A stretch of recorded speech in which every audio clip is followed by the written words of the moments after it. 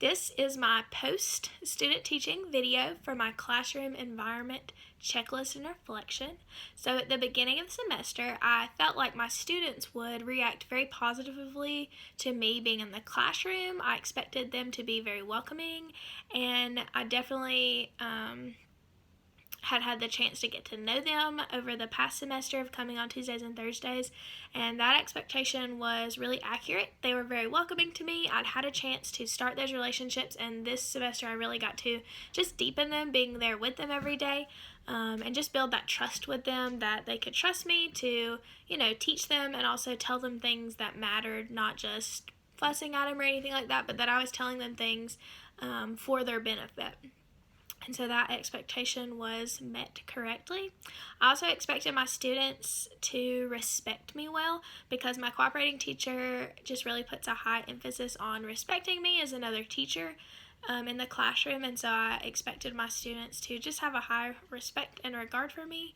And that expectation was also successfully met. My students see me as a fellow teacher.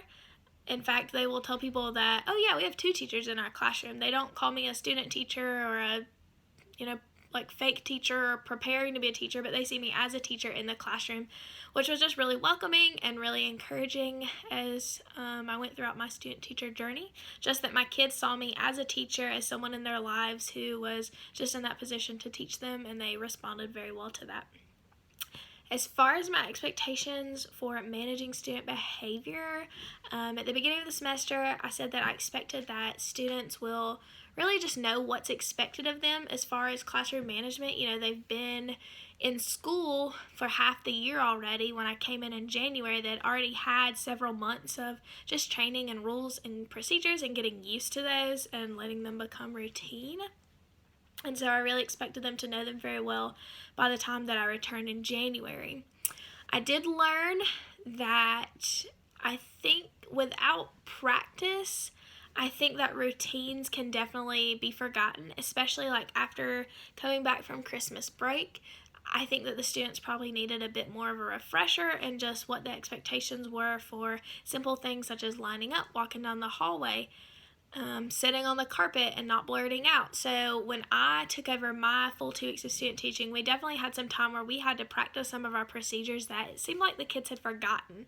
And I didn't really expect them to forget these things so easily, but we definitely had to take some time to practice just walking down the hallway correctly. We had to practice coming to the rug correctly, cleaning up our centers correctly, just a lot of little procedures that I didn't expect to have to kind of reteach them, but they needed to be reinforced.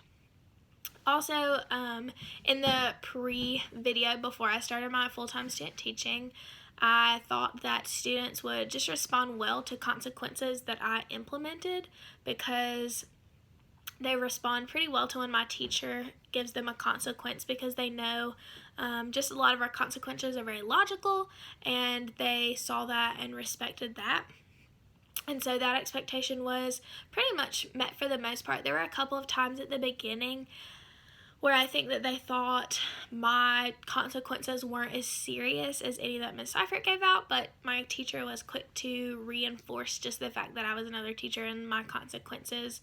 If I gave them a consequence, she was going to uphold it, which was super helpful in my classroom management. And so I did learn that, a lot of times students do respond negatively to consequences, but when consequences are logical, I think it better helps them understand, yes, I have to go around the room and pick up pencils on the floor because I was throwing pencils. It's a very logical response. It makes sense to them, and I think those kind of consequences I've learned are very helpful in the classroom.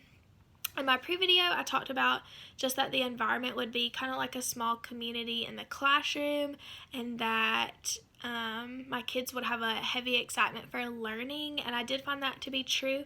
My teacher does a lot of fun stuff with technology that excites the students, and so when I took over and the more and more I started teaching, I also implemented that into my lessons and in my teaching, because I knew that that would keep their excitement going, and it did. I learned that for a classroom to be a community, that doesn't just happen. You really have to cultivate that. You have to put a lot of work into building a community, into making your classroom one. Just because the students are in there all year doesn't necessarily mean that they're going to come together like a community, you really have to foster that and help it grow as the teacher. And so I definitely learned that over my student teaching experience. As far as respectful culture, like I said, I did expect my students to be respectful of me because my cooperating teacher places just a really high demand on respect in her classroom, and I found that out to be true. My expectations for me being respectful to my students was just that I needed to treat them consistently and fair in order for them to see that I respected them. I did learn a lot just about what that looks like on a day-to-day basis in the classroom, how consequences have to be put in place, but that students should never be embarrassed or put on the spot in front of everyone for their consequences. That's just not very respectful to the child, but just to work with them, kind of pull them aside, give them time to cool off. I learned a lot about just the importance of having students just take time to cool off. When they're upset like that, you can't turn it into a power struggle or it's really going nowhere, but you have to give them time to cool off. So I learned a lot about just what it looked like to have a respectful culture in the classroom.